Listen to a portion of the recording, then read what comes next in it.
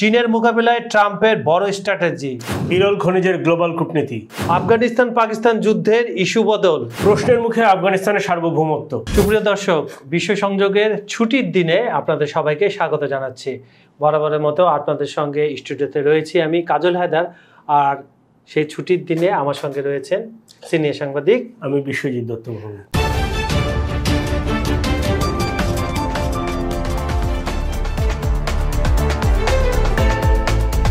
দাদা, আপনাকে কষ্ট হয়নি তো ছুটির দিনে? না, আড়ষ্টতা তো থাকে। এমডি রানা নামে আমাদের এক দর্শক লিখছেন, মিস্টার ভ্লাদিমির পুতিন, উনি ব্র্যাকেটে বাঙালি একটা শব্দ ব্যবহার করেছে, বাঘা পুতিন। আমাদের কিন্তু বাঘা যতীন ছিল, বাঘা যতীন ছিল, যাদেরকে ব্রিটিশরা ভয় পেত। আচ্ছা, দিদারুল আলম নামে আমাদের আরেক দর্শক লিখছেন, চট্টগ্রাম থেকে মোহাম্মদ দিদারুল আলম চৌধুরী বলছি, আমেরিকা ইসরায়েলকে উচিত শিক্ষা দেওয়া একান্তই দরকার, না হয় বিশ্ব শোষণ উৎপীড়নের কার্যক্রম তারা চালিয়ে যাবে। ধন্যবাদ।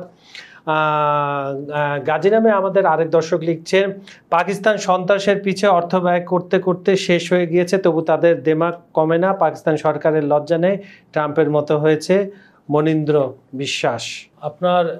আমরা যেটা সবসময় আলাপ আলোচনা করে থাকি এবং বিশ্লেষকরা বলে থাকেন যে যুদ্ধটা আসলে এখন আমাদের চোখের সামনে একটা যুদ্ধ হচ্ছে গত 3.5 বছর ধরে, কিন্তু যুদ্ধটা আপনার যত না অস্ত্রের ততটা ব্যবসা, প্রযুক্তি, ব্যবসা।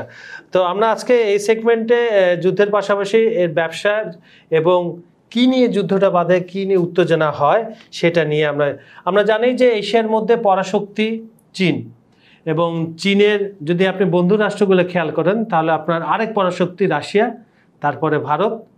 এভাবে তারা একটা সুন্দর এশীয় সম্মেলনে এটা একদম খোলাসা হয়ে বের হয়ে আসছে তাদের বন্ধুত্বের দৃঢ়তা, এবং তারা যে ন্যাটোর আদলে বা বিশ্ব ডলারের আদলে কিছু একটা করতে যাচ্ছে। অর্থনীতিকে আপনার লিড দিচ্ছে চীন, আর সমরাস্তে লিড দিচ্ছে রাশিয়া। তো আমরা আজকে অর্থনীতি নিয়ে কথা বলি, পরবর্তীতে ওই সেগমেন্টে চলে যাব। এই আমাদের যে বিশ্ব মোড়ল হাতে গোনা কয়েকজন আছে যাদের হাতে নিপীড়িত হয়ে থাকে ছোটখাটো দেশ, যারা নিয়ন্ত্রণ করে থাকে। এখন দেখেন, আপনি যদি ট্রাম্পকে যদি বিশ্ব মোড়ল বলেন তাহলে পুতিনকে বলতে হবে বিশ্ব মোড়লেরও বিশ্বের মোড়লের দাদা, মোড়লের দাদা। আচ্ছা, সেই বিশ্ব মোড়লদের হাতে ঘা লাগবে, এই জন্য তারা চীনকে কোণঠাসা বা শায়েস্তা করার জন্য এশিয়ার বাকি দেশগুলোকে প্রলোভন বলেন বা নিজেদের ক্যাম্পিংয়ে নিয়ে আসছে। এই নিয়ে দাদা কি খেলাটা হচ্ছে আসলে? গ্লোবাল শক্তির যে নতুন খেলা, এটা কি খেলা? একটু দর্শকদের যদি আপনি ছুটির দিনে একটু ছুটির মুডে বলেন। গ্লোবাল শক্তি এখন হচ্ছে প্রযুক্তির খেলা, একদম সরাসরি। আপনি ফিল্ডে এখন দেখেন প্রযুক্তি এককভাবে, এখন প্রযুক্তির যে প্রযুক্তির কাঁচামাল এখন এককভাবে নিয়ন্ত্রণ করে চীন। এই কত শতাংশ? সেটা হচ্ছে ধরেন যে বৈশ্বিক যে প্রযুক্তির কাঁচামালের মধ্যে একটা হচ্ছে আপনার বিরল খনিজ।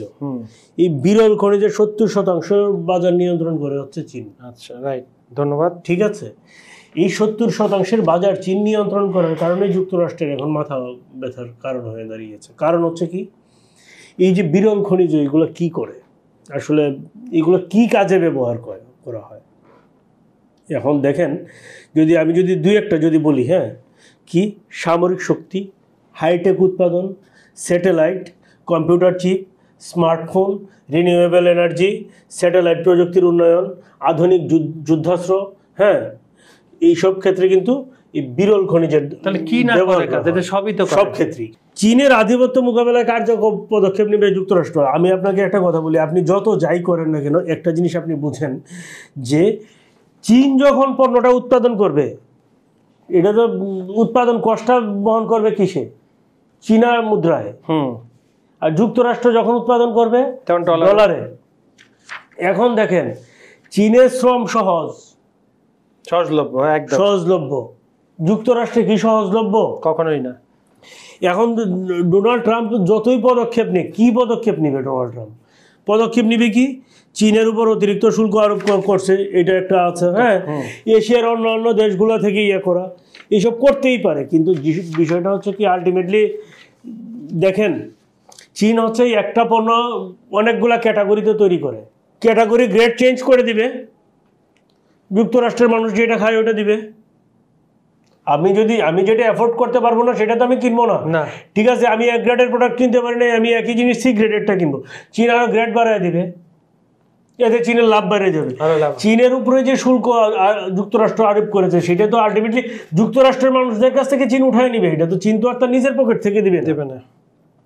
ফলে কি হবে, এই যে জনমতে যে ধাক্কাটা, এই ধাক্কাটা আলটিমেটলি ট্রাম্প প্রশাসনের উপরেই পড়বে, যুক্তরাষ্ট্রের উপরেই, সরকারের উপরেই পড়বে। ফলে যেটা হবে, এটা কতটুকু বাস্তবায়ন করতে পারবে। এখন দেখেন যে যৌথ এখন কী করতে, আরেকটা কী করতে পারে যুক্তরাষ্ট্র, ভারত, অস্ট্রেলিয়া, কানাডা, ইউরোপের দেশগুলোর সাথে আলোচনা করে হ্যাঁ একটা ঐক্যবদ্ধ প্রক্রিয়া তৈরি করতে পারে। সেইখানেও দেখেন একমাত্র ভারত ছাড়া অন্য সব দেশেই উৎপাদন খরচ কিন্তু বেশি। অস্ট্রেলিয়া বলেন, ইউরোপীয় ইউনিয়ন বলেন, কানাডা বলেন, ওইগুলোতে উৎপাদন খরচ বেশি। তাহলে আলটিমেটলি কী হবে, কিন্তু ভারতের সাথে তো যুক্তরাষ্ট্রের বৈরী সম্পর্ক, তাহলে কি হবে, ভারত যুক্তরাষ্ট্রের ফাঁদে এত সহজে পা দিবে না। কিন্তু চীন এই কাজটা চীন করতে পারে, এই কাজটা চীন করতে পারে কেন, কারণ এসসিও সম্মেলনে চীনের সাথে ভারতের একটা সম্পর্কটা আরো সহজ হয়েছে এবং অনেকগুলো চুক্তি হয়েছে, এই রিলেটেড না, সম্পর্ক উন্নয়নের যে সম্পর্ক উন্নয়নের একটা বেশ কিছু সুন্দর বার্তা আছে এবং দুয়ার খুলে গেছে। ফলে যেটা হচ্ছে কি, চীনের জন্য বরঞ্চ এটা করা সহজ। তাহলে কি যুক্তরাষ্ট্র কিন্তু এই যে স্কট বেসেন্ট যতই বলুক, এতে কিন্তু আসলে লাভ নাই। এখন দেখেন যে আর কি করতে পারে, রাশিয়ার খনিজ তেলে যুক্তরাষ্ট্র নজরদারি বাড়াইতে পারে, যেটা জাহাজে আসবে ওটা, যেটা পাইপ দিয়ে আসবে সেটা কিভাবে নজরদারি, সেটা কিভাবে আপনি নজরদারি করবেন, যতক্ষণ পর্যন্ত না যুক্তরাষ্ট্র বা চীন কেউ বলছে যে আমি এতটুকু তেল কিনে এনেছি পাইপ দিয়ে, তাহলে এই বিষয়টাও ফেল। হ্যাঁ, একটা জিনিস আছে এখানে, যুক্তরাষ্ট্র হচ্ছে তার গোয়েন্দা কাজে লাগাইতে পারে, সিআইএকে কাজে লাগাইতে পারে। সিআইএ কাজে লাগালে সেটা কতটুকু সার্থক হবে বা সফল হবে, এটা কিন্তু সময় সাপেক্ষ এবং প্রশ্নাতীত। ফলে যেটা হচ্ছে হ্যাঁ, আর কি করতে পারে, দুইটা ফেল। রাশিয়ার সঙ্গে চীনের বাণিজ্য পর্যবেক্ষণ করতে পারে, সেইটাও কতটুকু কাজ দেবে এটা কিন্তু সন্দেহ রয়েছে। কারণ যদি এখন ধরেন যে চীন থেকে রাশিয়া পণ্য যাবে, এটা থার্ড পার্টির মাধ্যমে যদি বা ফোর্থ পার্টির মাধ্যমে যদি রাশিয়া যদি চীন থেকে প্রোডাক্ট নেয়, তাহলে এটা ধরার সুযোগ কতটুকু। আমি যদি বিষয়টা আরও ক্লিয়ার করে বলি, ধরেন চীনা পণ্য ভারতে আসলো, রাইট, ভারতে এসে ভারতের কোনো একটা কোম্পানির মাধ্যমে আসলো, সেই কোম্পানি তার প্রোডাক্ট আনলোড করলো, আনলোড করে এবার সেটা কি করলো, রাশিয়ায় এক্সপোর্ট করলো, বা আফ্রিকার একটা দেশে এক্সপোর্ট করলো, আফ্রিকার একটা দেশ থেকে সেটা রাশিয়ায় গেল, তাহলে কি দাঁড়ায়, হয়তো খরচ বাড়বে কিন্তু চেইন কি আপনি বন্ধ করতে পারবেন না, বিকল্প অনেক রুট খোলা আছে, বিকল্প অনেক ব্যবস্থা আছে এখানে। কিন্তু আরেকটা ওয়ে আছে, সুতরাং এই জিনিসটাও কিন্তু আমি যেটা বলতে চাচ্ছি মূলত হচ্ছে এই জিনিসটা কিন্তু যে স্কট বেসেন্ট যেভাবে বলছে বা ট্রাম্প যেভাবে বলছে, এই আলোচনাগুলো একদমই অপরিপক্ক আলোচনা, এটা কিন্তু একদমই ক্লিয়ার। এখন দেখেন, এখন বেসেন্ট আরেকটা কথা বলছে কি, সেটা হচ্ছে সারা বিশ্বের উৎপাদন এককভাবে নিয়ন্ত্রণ করতে পারে না চীন। হ্যাঁ, আন্তর্জাতিক মিত্রদের নিয়ে পরিস্থিতি মোকাবেলা হলো, কী মোকাবেলা করবে আমরা এতক্ষণে যে আলোচনা করলাম সেটা থেকে আপনারাই আসলে বুঝতে পারবেন যে বিষয়টা আসলে কোন দিকে যায়। এখন ভারতের ভূমিকা, ভারতের উপর তো যুক্তরাষ্ট্র আরোপ করেছেই, জনশক্তিকে, ভারতের যে বিপুল জনগণ এইখানে যুক্তরাষ্ট্র ঢুকতে চায়, ভারত তো এটা দিবে না। ভারত কি তার নিজের কৃষিকে মেরে ফেলবে? কখনোই না। ট্রাম্প যতই মোদিকে বলুক মোদি ভালো ছেলে, মহান পুরুষ, বাস্তবতা হচ্ছে কি যে ভারত কি তার নিজের পায়ে কেউ কুড়াল মারবে? এটা কি এটা কি কেউ মারে? এখন দেখেন তাহলে চীনের কৌশল কি, যুক্তরাষ্ট্রের এতে চীনের কৌশল কি? এই যে খনিজ সরবরাহ যে চীন বন্ধ করে দিল, মানে বিরল খনিজ, এতে কি যুক্তরাষ্ট্র চাপে পড়বে না? যুক্তরাষ্ট্রের তো সামরিক উৎপাদন চেইনে ব্যাঘাত সৃষ্টি করবে, প্রযুক্তি উৎপাদন চেইনে ব্যাঘাত সৃষ্টি করবে। তাহলে কি হবে? এখন তাহলে যুক্তরাষ্ট্রকে চীনের সাথে নতুন নেগোশিয়েট করতে হবে। কিভাবে? এর জন্য কি করতে হবে? চাপ দিয়ে যুক্তরাষ্ট্র যে চীনকে কিছু করতে পারবে না, এটা তো যুক্তরাষ্ট্র জানে। ফলে যেটা হচ্ছে কি, আবারও সেই কূটনীতির টেবিলেই বসতে হবে এবং আলোচনার মাধ্যমেই করতে হবে, এছাড়া কিন্তু আর কোনো সুযোগ নাই আসলে। আচ্ছা, এই প্রশ্নগুলো আমি একটু জেনে নেই যে আপনি বললেন যে আলোচনার টেবিলে চীনের সাথে বসতে হবে, রাইট? খুবই ভালো কথা, কূটনীতিক চ্যানেলগুলো ওপেন করে দিতে হবে। তখন দর কষাকষিটা কি নিয়ে হবে? তখন দর কষাকষি নিশ্চয়ই চীনা পণ্যের উপরে যে বাড়তি কর এটা কমানোর কথা আসবে, তারপরে আর কি কি আসতে পারে, দুই একটা যদি আপনি দর্শকদের বলে আপনি নেক্সট দেখেন, যদি আলোচনার টেবিলে আসে তাহলে কি হইতে পারে, সেটা তো তাই। এখন চীন তো তার সর্বোচ্চ, চীন তো খালি যে তার যে শুল্ক, এই শুল্ক শুধু করবে না, সে হচ্ছে তাইওয়ানকে টানতে পারে, চীন সাগরে যুক্তরাষ্ট্রের সামরিক উপস্থিতি কমাতে বিষয়ে আনতে পারে, চীন তার আঞ্চলিক যে বিষয়গুলো আছে, হ্যাঁ, সব কটা নিয়ে আসতে পারে এখানে। কূটনৈতিকভাবে চীন অনেক স্ট্রং, সোজা হিসাব। এখন দেখেন, এখন তাহলে কি হইতে পারে, শুল্ক, জোট, কূটনৈতিক উদ্যোগ, এই জিনিসগুলো আসলে কতটুকু প্রভাব ফেলবে, হ্যাঁ, এটা কিন্তু সময় সাপেক্ষ। কিন্তু যে জিনিসটা হবে সেইটা দেখেন, সেইটা হচ্ছে যে অর্থনৈতিক প্রভাব, গ্লোবাল মার্কেটে যে অর্থনৈতিক বিরূপ প্রভাব, এইটা কিন্তু নিশ্চিত হয়ে গেছে। তাহলে কি হবে, প্রযুক্তি উৎপাদন ব্যাহত হওয়ার সম্ভাবনা যেমন দেখা দেবে, একইভাবে সামরিক খাতে সরবরাহ চীন ঝুঁকিতে পড়বে। ফলে যেটা হচ্ছে, এই যে দেখেন ইউক্রেন যুদ্ধে কিন্তু এই প্রভাব পড়বে স্বাভাবিক। আপনি যদি কাঁচামাল না পান, ক্ষেপণাস্ত্র বানাবেন কি করে? ডেফিনেটলি। এখন দেখেন, এশিয়া যে চীনা পণ্যে যে নির্ভরতা কমানো জরুরি, এটা তো বহু বছর যাবত যুক্তরাষ্ট্র বলে আসছে, কিন্তু এর বিকল্প কি যুক্তরাষ্ট্র বের করতে পেরেছে? পারে তো নাই। তো এই কথাই এখনও বলছে। তো এই যে বাণিজ্য যুদ্ধ যদি করতে চান, তাহলে তো আপনাকে একই জায়গায় আসতে হবে, একটা দেশকে চাপ দিয়ে। হ্যাঁ, এখন আপনি ধরেন বাংলাদেশকে চাপ দিয়ে যুক্তরাষ্ট্রের প্রোডাক্ট বাংলাদেশে ঢুকাইলেন, সেই প্রোডাক্ট বাংলাদেশের মানুষ কতটুকু কিনতেছে সেটা তো বিষয়। আপনি যুক্তরাষ্ট্রের ফোর্ড কোম্পানি থেকে 1000 গাড়ি আমদানি করলেন, সেই দামে বাংলাদেশের মানুষকে যুক্তরাষ্ট্রের গাড়ি কিনতেছে নাকি চীনের চেরি গাড়ি কিনতেছে, সেইটা হচ্ছে দেখার বিষয়। যেমন ফোর্ড গাড়ির দাম যদি হয় চেরি গাড়ির 2.5 গুণ, তাহলে তো মানুষ চেরি কিনবে, স্বাভাবিক, ঠিক আছে, বা গ্রেট অল কিনবে। তখন কি ফোর্ডের দিকে যাবে? কখনোই না। তাহলে ফলে আপনি এখন যেটা হচ্ছে যে বাণিজ্য যুদ্ধ যদি আপনি করতে চান, হ্যাঁ, আপনি আপনার সাথে করতে পারবেন। বৈশ্বিক বাণিজ্য যুদ্ধ আসলে আপনি চীনের সাথে করতে পারবেন না, এই সক্ষমতা যুক্তরাষ্ট্রের নাই। এটা যদি যুক্তরাষ্ট্র যদি দাবিও করে, তাহলে এই দাবিটা হচ্ছে ভুল। এখন হ্যাঁ, তাহলে দেখেন, এই যে এখন দেখেন যে আমরা এতক্ষণ যে বিষয়গুলো বলছি, এর মধ্যে একটা হচ্ছে চীনের একচ্ছত্র আধিপত্য মোকাবেলা করবে কীভাবে যুক্তরাষ্ট্র, এইটা একটা। বৈশ্বিক বাণিজ্য প্রযুক্তি স্থিতিশীলতা, এইটার বিষয়ে আমরা আলোচনা কিন্তু করেছি। হ্যাঁ, এখন আর কি থাকে, সামরিক ও কৌশলগত সুবিধা, সেটাও কি অবস্থায় আছে আপনাকে বোঝাতে পেরেছি। এখন দেখেন, এশিয়া প্রশান্ত মহাসাগরীয় গণতান্ত্রিক শক্তির প্রভাব বৃদ্ধি করা। হ্যাঁ, এশিয়া প্রশান্ত মহাসাগরীয় অঞ্চলে যুক্তরাষ্ট্রের গণতন্ত্রে তো এশিয়া প্রশান্ত মহাসাগর চলবে না। তারপরে আমরা কানাডা, অস্ট্রেলিয়া, ভারত, এগুলো সবার সাথে সমস্যা আছে মার্কিন যুক্তরাষ্ট্রে। আপনি কোয়াডের কথা যদি বলেন, কোয়াড তো দুর্বল হয়ে গেছে, একমাত্র হচ্ছে যে ভারতের কারণে, ভারতের উপর প্রেশার ক্রিয়েট করার কারণে যুক্তরাষ্ট্রের কোয়াড দুর্বল হয়ে গেছে। আর একটু যদি ভারতকে প্রেশার দেয়, তাহলে ইন্দো প্যাসিফিক স্ট্র্যাটেজি দুর্বল হবে, ঠিক আছে? $817 বিলিয়ন প্রজেক্ট দুর্বল হয়ে যাবে, ঠিক আছে? তো এই জিনিসগুলো, এই যে এতগুলো আলোচনা, এটা কেন বললাম যে চীন তো আর তার খনিজ হচ্ছে যে শুধু নিজ দেশে যে উৎপাদন করে, এটা মূল ঘটনা। তার ইন্দোনেশিয়ায় উৎপাদন করে, মিয়ানমারে উৎপাদন করে, আফগানিস্তানেও উৎপাদন, আফগানিস্তানেও বিরল খনিজ তোলার জন্য অলরেডি চুক্তি করেছে। ফলে যেটা হয়েছে কি, চীন কিন্তু যে তার দেশের বিরল খনিজ নিয়ন্ত্রণ, যদি আফগানিস্তানের বিরল খনিজ নিয়ন্ত্রণ করে, তাহলে দেখা যাবে এখন হচ্ছে 70% নিয়ন্ত্রণ করছে বৈশ্বিক বাজারের, এরপরে দেখা যাবে এটা 75% হয়ে যাবে। ফলে কি হবে, যুক্তরাষ্ট্র বা পশ্চিমারা আরও বেশি কোণঠাসা হবে স্বাভাবিকভাবে, ঠিক আছে? আফগানরা যে জাতিগতভাবে যোদ্ধা, এই জিনিসটা কিন্তু আফগানরা বারবার প্রমাণ করেছে। এবং যেটা হচ্ছে এই কারণেই 7 দিন সময় বেঁধে দেওয়ার পরে 24 ঘন্টার মধ্যে কিন্তু যুক্তরাষ্ট্রকে আফগান ছেড়ে অস্ত্র টস্ত্র ফেলে রেখে পলাইতে হয়েছে। আফগানিস্তানের সঙ্গে কাবুলে হামলা, এইসব জিনিস, হ্যাঁ, এটা হচ্ছে কি একটা অভিযোগ তুললে হামলা চালানো, মানে এইটা হচ্ছে যাচাই করা। এখন দেখেন, এইটা যদি এইটা কিভাবে বুঝবেন যে এটা পশ্চিমাদের চাল, বোঝার একটা কৌশল আমি আপনাদেরকে বলি যে পাকিস্তানের ইস্যু কি ছিল? সন্ত্রাস দমন ও নিরাপত্তা, তাই তো?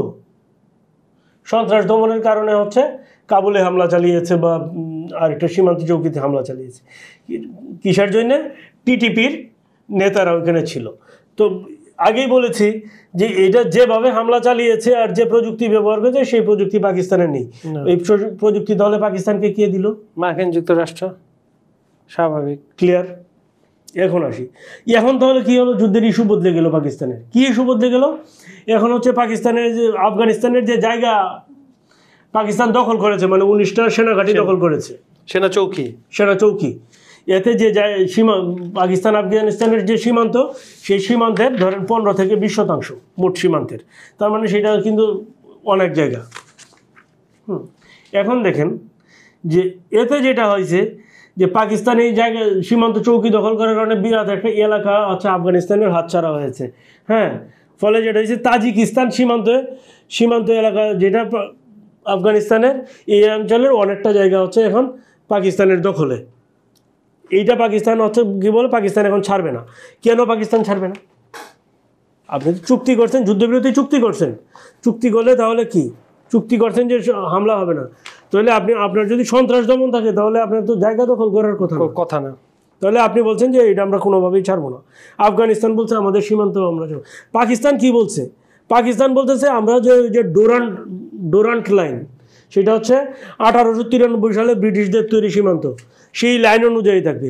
তাহলে ডোরান্ট লাইনে তো আপনারা নাই, আপনারা সেটা ক্রস করে হচ্ছে জায়গা দখল করছেন। তার মানেটা কি দাঁড়ায়? এইটাই তো বুঝাই দিচ্ছে যে আফগানিস্তানের যে সাম্প্রতিক সংঘর্ষ, এটার কি ইস্যু এবং কোন দিকে যাচ্ছে। এখন আলটিমেটলি কি, এই যে পাকিস্তানের যে এই সীমান্ত এইটা দখল করছে, পাকিস্তানে তো আফগানিস্তানের সেনা ঘাঁটি টিকে নাই আফগানিস্তানের হচ্ছে যে গেরিলা হামলার কারণে। আর এই সীমান্ত চৌকি পাকিস্তান তো আফগানিস্তান উদ্ধার করতে পারবে না? অবশ্যই পারবে। কিন্তু যে জায়গাটা সেটা হচ্ছে কি, এই জায়গাটা হচ্ছে বিশ্বের সবচেয়ে দুর্গম যে সীমান্তবর্তী অঞ্চল, সেইটা হচ্ছে এই অঞ্চলটা, যেই অঞ্চলে আফগানিস্তানের এই সেনা চৌকিগুলো। এই তো, তাহলে দেখেন কি দাঁড়ায়, ডুরান্ট লাইন যদি আন্তর্জাতিকভাবে স্বীকৃত সীমান্ত হয়, তাহলে পরে পাকিস্তানের উচিত কি? সেই আলোচনাকে এড়িয়ে নিয়ে তাদের সীমান্ত থেকে সরে আসা, দখলকৃত এলাকা ফেরত দেওয়া। যুক্তরাষ্ট্রের যে আফগানিস্তানের চ্যাপ্টার, সেটা আফগানিস্তান ক্লোজ করে দিয়েছে, যুক্তরাষ্ট্র তো ক্লোজ করে নাই। ফলে এটা আফগানিস্তান মডিউল কিন্তু এখনো কার্যকর। এখন দেখেন তো আন্তর্জাতিক প্রেক্ষাপটে এখন দেখেন সংযমের আহ্বান জানানো হচ্ছে, যাই হচ্ছে আসলে কি, আসলে তো তা না।